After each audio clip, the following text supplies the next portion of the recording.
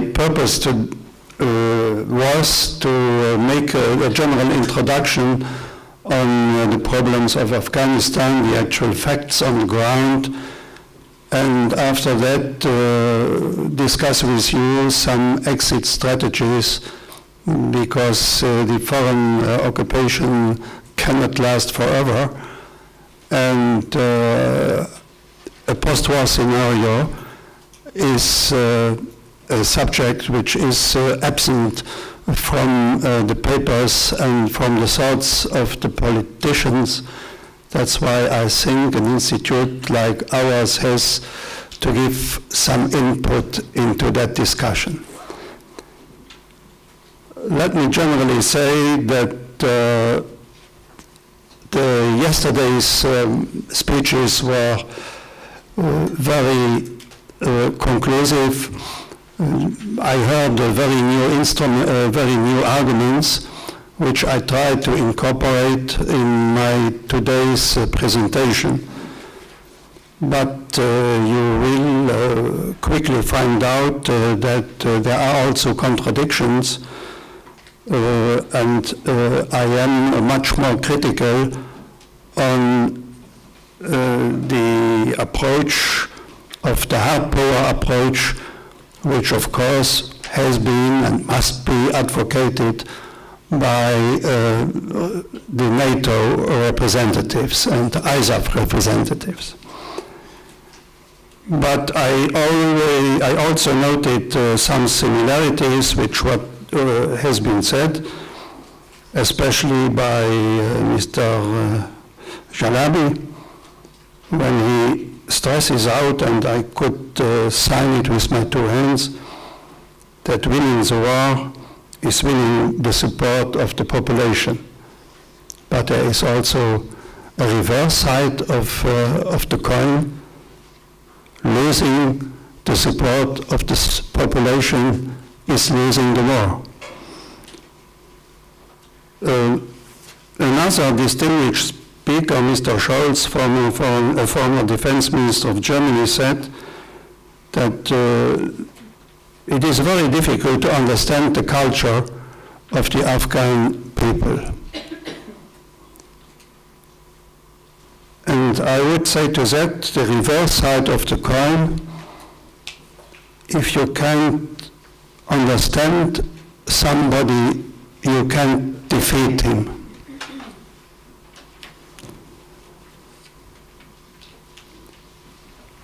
Another distinguished speaker who is still active in politics in the German parliament said that a collaboration with the invader splits a country. The question is to know in which parts, who is the bigger part of the split, and having in mind always the possibility that population can shift from one part to another and vice versa. So I will be very short on geography, because the case has been presented, a particular situation of Afghanistan as a crossroad. It is important to recall that it is a very poor country with a GNP of $206 per capita per year, whereas Pakistan, the neighbor country, has 2,400 and Iran 7,600. You see the huge difference. It's a very poor country, and one must have in mind that one part of the wealth, even an overwhelming part, is due to drugs trade. According to a UN study, 80% of the world production of opium is grown in Afghanistan. And this culture makes 40% of the national revenue. It was a failure so far to eradicate this, and for understandable reasons, because growing a field of opium is much more profitable than growing a field of potatoes. So this has failed, and this has to be addressed, whatever will be the future rulers of Afghanistan. Of the borders, which you see just behind on the map, I just wanted to add that the biggest border, the largest border, the border with Pakistan, has been drawn by the colonial powers. It is a border which does not really respect the division of the population, and there are tribes which have relatives on both sides of the border. This problem has been stressed also in previous interventions. What must be underlined when discussing the Afghan situation is the tribal system. When you have a tribal system in a country, this means that the central power is weak. It always was weak, and it probably also will be weak in the future. So the system must be decentralized as much as possible, with a central power, of course, a central government holding different functions of the state, but also decentralizing power to the regions. So I am not very convinced that the nation-building approach chosen by the United States at the beginning was a right one. The nation-building approach supposes that there is some kind of democratic tradition, and that the rule of law is higher than the rule of tradition. And this was evidently not the case. But what was positive, and what is positive today, is the sense of independence of every regions of Afghanistan.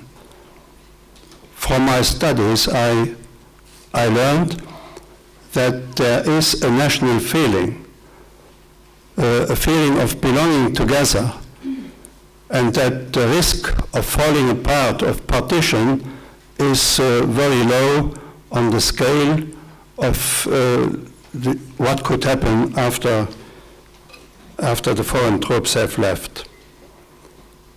It's a sense of independence and a certain proudness to be Afghans that is evident, and I think that is very important to build upon. In fact, Afghanistan came to the minds of the Europeans and of the Americans very late in history. It was, unfortunately, only when it was invaded by the Soviet army. Afghanistan was not known. You could have asked the man of the street, who is Afghanistan, where it is. Especially an American could not give you an answer, and even an European could not give you one until this happened. And now, of course, it's high in mind and very important in all the discussions about stability in the Middle East and in Central Asia as a whole. It has been said, and it has been forgotten for a long time, that Afghanistan has a history which starts largely before our era.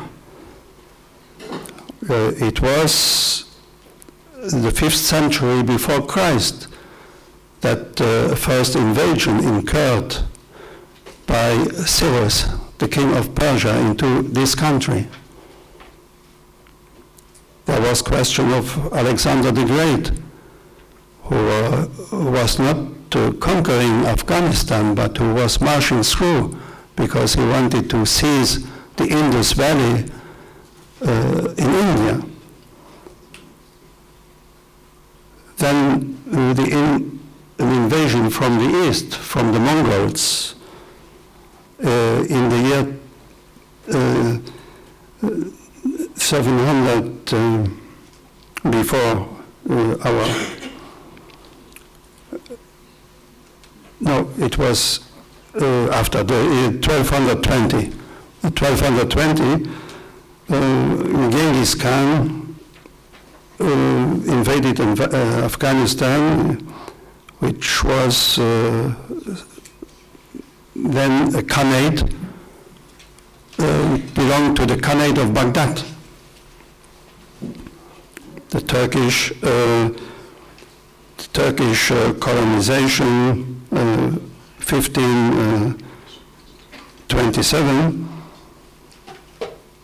and I read in a very famous history book that the year, maybe the Afghan members present here, the Afghan speakers, could confirm it, the birth date of Afghanistan as a nation was 1747, relatively early compared to some European countries like Italy or Germany, which as a nation state were born in the 19th century.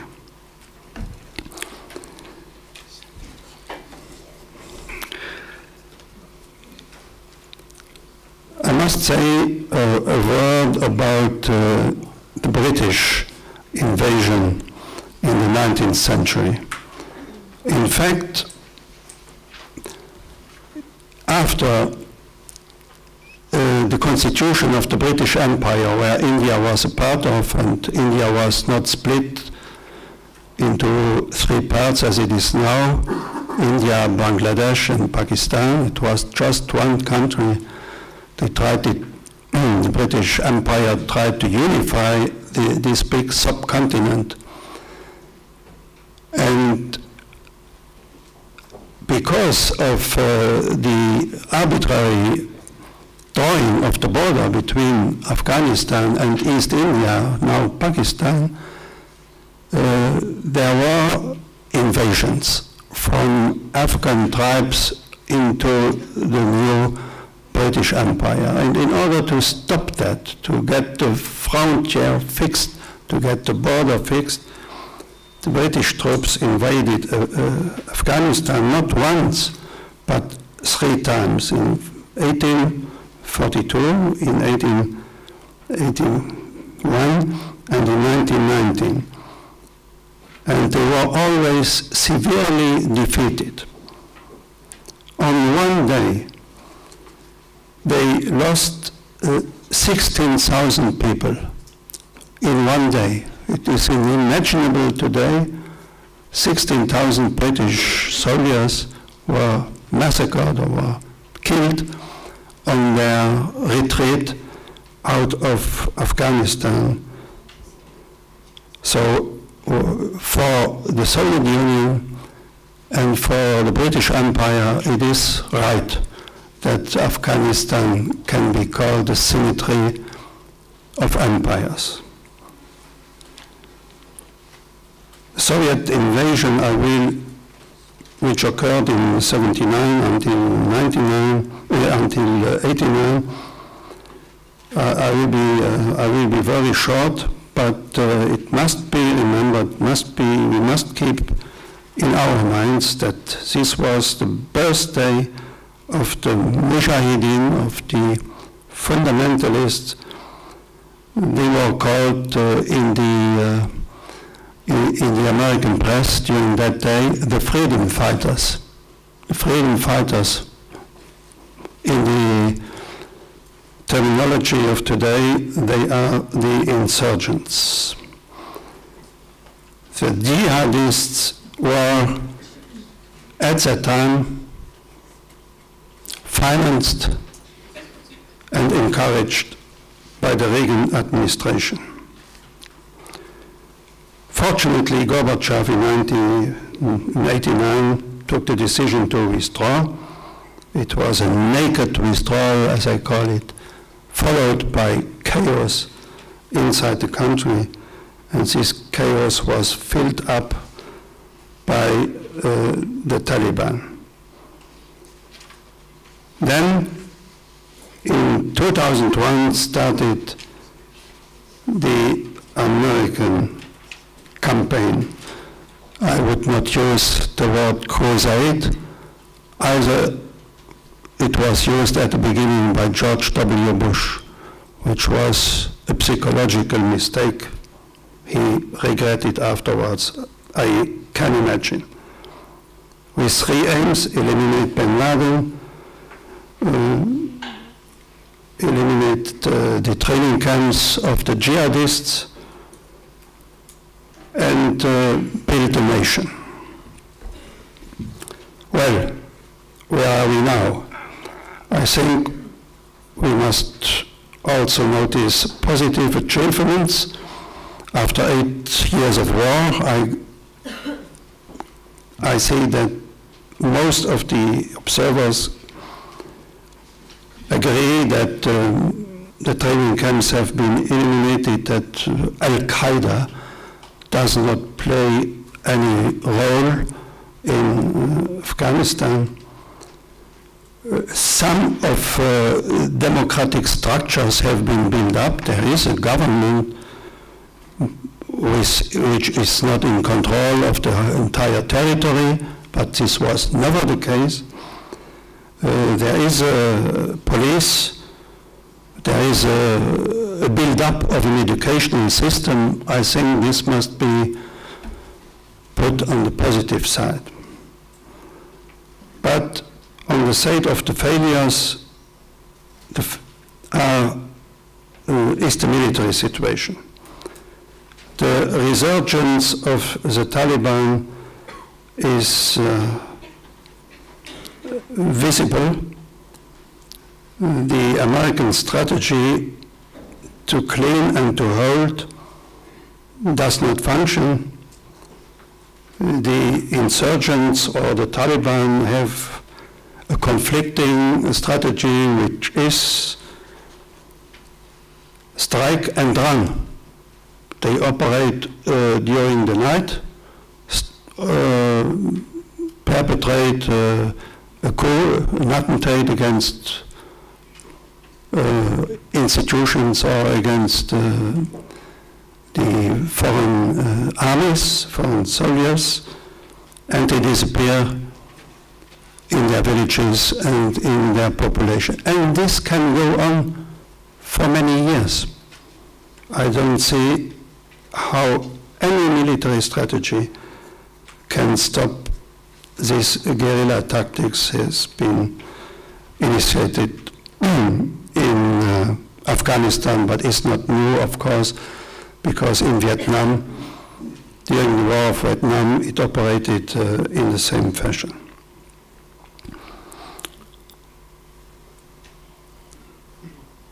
On the negative side, I must mention the many civilian casualties, bombings, shellings, and also the operation of the mercenaries, which have not been mentioned yet, and which the Afghan population does not distinguish from the regular soldiers, have perpetrated a lot of killings, and this has averted the population from an active support of either the government or the ISAF. And to give you an example, this is really not an invention. A very recent example taken of one of the pro-American liberal British weeklies, The Economist, which everybody knows, I suppose, in this room. There was an article, Thinking the Worst, about Afghanistan, very recent article, 22nd of May, why I just wanted to read a few sentences. Soldiers spilled over the walls. This happened in a village called Surkrot in East Afghanistan.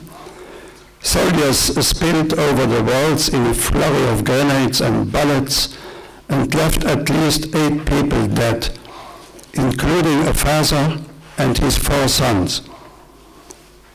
The American army said that the raid targets were militants, including a Taliban sub-commander who was killed. 2 insurgents were captured, along with automatic rifles and communication equipment. It was the second deadly night raid in Surkrot district in as many weeks. And in the finger pointing is predictable, says the fallout. Within hours, a mob of hundreds of neighbors and relations filled the streets, wielding torches, throwing stones to chants of death to America and long live the Taliban. Just an example, but I could quote also examples on the other side where the Taliban kidnapped elderly from villages asking money, and as they did not pay, they found the corpses of the elderly people of the elders' village not far away. So you have examples from both sides, and I must say that to be neutral. So what do these civilian casualties do? They avert public opinion. They are intolerable to public opinion in Afghanistan, in Europe, and in the United States. And the recent polls show in all our countries that the Afghanistan war is going more and more unpopular, and an unpopular war can, at the long end, in the long term, even in the medium term, cannot be won. I skip some notes about war crimes, and I come to my essential conclusion. What the American ambassador called the political settlement, what I call some post-war scenarios or exit strategies, which we could discuss. Maybe if you don't agree with me, you could put forward other alternatives. There are 2 basic alternatives. First, national reconciliation, which means negotiation with the Taliban in order to get this reconciliation, or retreat, unilateral withdrawal, the Vietnam scenario. This retreat could happen in 2012, 2011 even, or 2015 or 2020, but at the end, the retreat will happen. If it happens in 2020, it will be very costly in human lives. 10,000s of Afghans will have lost their lives in between the next 10 years. Hundreds and hundreds of ISAF soldiers, and the cost would be for the United States alone, we heard the figures yesterday, $1 trillion, because the cost for the United States is $100 billion a year. So that's the cost if the retreat is put forward and forward in the time scale. Three sub-scenarios of what I call a naked retreat. After a naked retreat, today would take place a takeover by the Taliban, or second sub-scenario, a new civil war with the same situation or an anarchy which followed the retreat of the Soviets, or kind of partition between tribal areas inside Afghanistan. Those three sub-alternatives are disasters and must be avoided. That's why the only possible, the only human exit is national reconciliation. How could a negotiated retreat look like?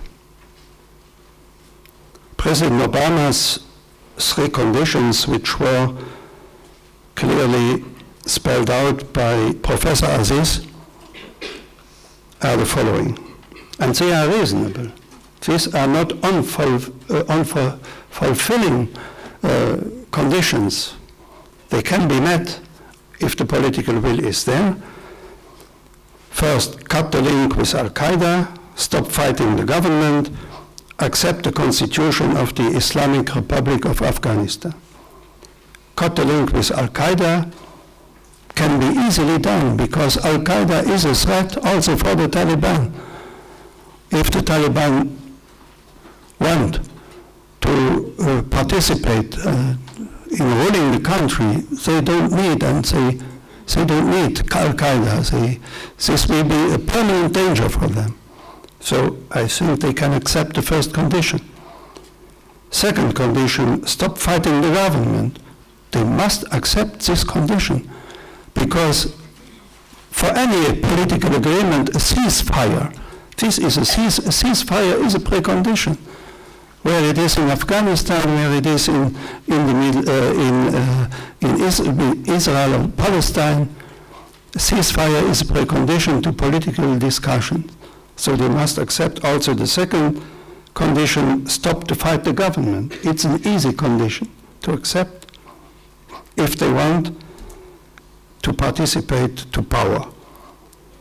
Accepting the constitution of the the Islamic Republic of Afghanistan, they could accept also the third condition, being known that a constitution can be changed, but to start with, to get the whole process running, the only possibility, in my view, is to accept the present constitution. I will not speculate here how a coalition, as it was called by Minister Rifkin of the UK, could look like. How the partition of power would be between the present government and the Taliban. I don't speculate about that. But two traps I wanted to end with, to draw my conclusions. Two traps have to be avoided. I think the first trap is the military trap, as it is advocated by military, by General McChrystal, the commander-in-chief in Afghanistan. Wait until the new strategy succeeds. No, why? Why wait until the strategy succeeds? If the moment arrives that the conditions put forward and probably also endorsed by President Karzai are accepted, then the moment is ripe. So the strategy does not play a very important role, in my eyes. A second trap, which was indicated yesterday, which has to be avoided, is after political settlement and after the bulk of the foreign troops have left the country, to leave a contingent, even a small contingent of Americans inside Afghanistan. Why? Why this is a trap? Because for the most fundamentalists, for the most radicals, this will always be an object of attack.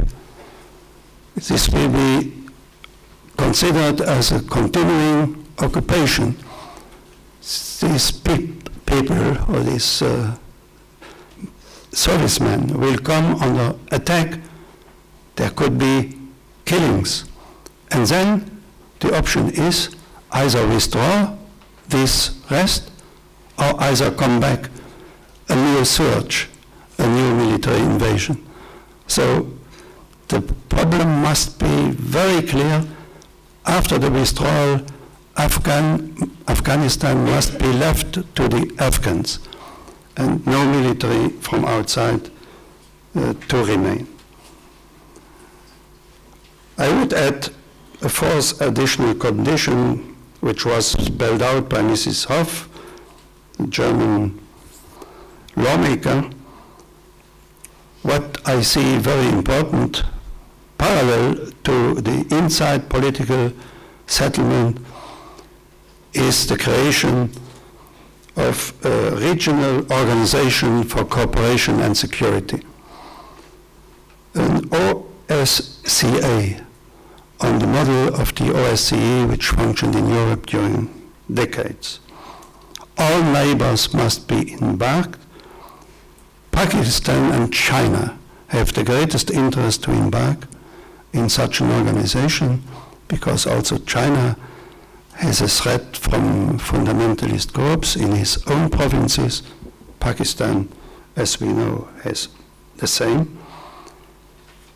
The aim must be to give a security perspective to the whole region, and an absolute must is to embark also Iran into that enterprise, because of the big border and of the possible destabilization possibility Iran has on the new Afghanistan. Ladies and gentlemen, the aim of the ICD is promoting global peace and security. By this modest intervention, and I hope by the discussion which will follow, I have delivered a contribution to that goal. I thank you for your participation.